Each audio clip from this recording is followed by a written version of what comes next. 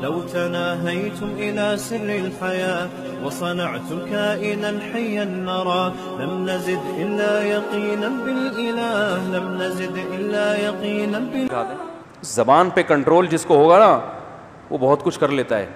سارا مسئلہ یہ بولنا نہیں آتا. رشتہ لینے گئے تھے, بولنا کیا تھا, منہ سے نکل گیا.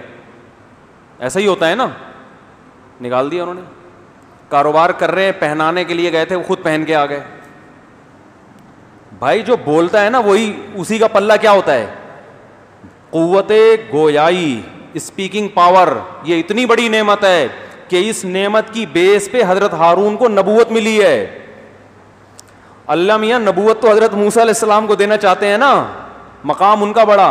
حضرت موسیٰ علیہ السلام نے فرمایا افصح منی لسانا, اے اللہ بولنے کا ہنر میرے بھائی کو آتا ہے تو ان کو بھی میرے ساتھ لگا دے. اللہ نے فرمایا سنشد عضدک باخیک, تیرے بازو مضبوط کرنے کے لیے میں نے تیرے بھائی کو بھی کیا کر دیا,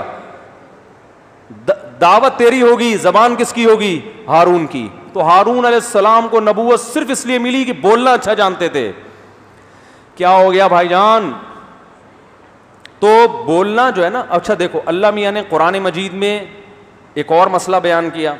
مشرکین مکہ یہ کہتے تھے معاذ اللہ, نقل کفر, کہ یہ فرشتے اللہ کی معاذ اللہ بیٹیاں ہیں. تو اللہ کو غضب آیا کہ مشرکین خود بیٹی کی پیدائش پہ نا ناک منہ چڑھاتے تھے اور زندہ دفن کر دیتے تھے. تو اللہ کہہ رہے ہیں جو اپنے لیے تو بیٹی پسند نہیں کرتے اور اللہ کی طرف نسبت کس کی کر دی کہ اس کی بیٹیاں ہیں, معاذ اللہ. پھر اللہ نے فرمایا اومن ينشأ فی الحلیہ وہو فی الخصام غیر مبین. عورت کی ایک کمزوری کو اللہ نے بیان کیا کہ عورت تو وہ ذات ہے جو زیورات میں پلتی ہے اور اس میں اسپیکنگ پاور مرد سے کم ہوتی ہے. فی الخصام, جب بحث کرتی ہے نا, ڈیبیٹ, تو وہ کانفیڈنس نہیں ہوتا جو کس میں ہوتا ہے, مرد میں ہوتا ہے.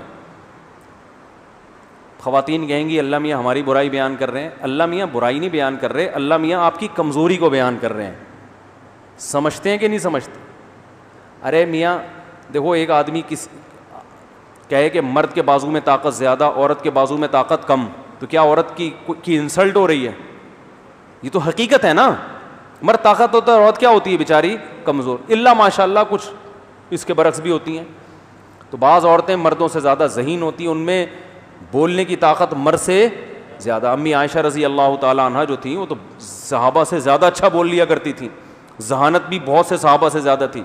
لیکن عمومی جو ماحول ہے اللہ نے بنایا ہے وہ کیا ہے کہ عورت کو زیب و زینت سے محبت ہوتی ہے.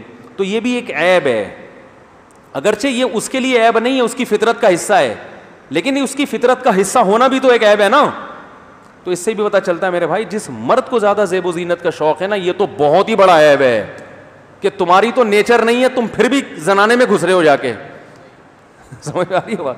بیوٹی پارلر کھول کے بیٹھے ہوئے ہو اور تیار ہونے میں گھنٹہ گھنٹہ لگاتے ہو. یہ میں اتنا جو بولتا ہوں نا, مرد کو زیادہ بیوٹی نہیں ہے, تیار ہونے میں گھنٹہ نہ لگاؤ, تو لوگ کہتے ہیں یہ کوئی کبیرہ گناہ ہے جو اس پر اتنا بول رہے ہو. او بھائی یہ نیچر کے خلاف ہے, اللہ کو یہ چیز پسند نہیں ہے. تو یہ عورت کے پر یہ جو ہے کہ وہ بیوٹی, وہ وہاں ڈریسنگ ٹیبل کے سامنے جب بیٹھی ہے تو اٹھ ہی نہیں رہی, وہ ٹھیک ہے اس پہ سوٹ کرتا ہے, آدمی پہ یہ چیزیں سوٹ نہیں کرتی. اس لیے میں بار بار بول رہا ہوں کہ یہ سب چیزیں شریعت کا حصہ ہے بھائی. ہوا و حرص والا دل بدل دے, میرا غفلت میں ڈوبا دل بدل دے.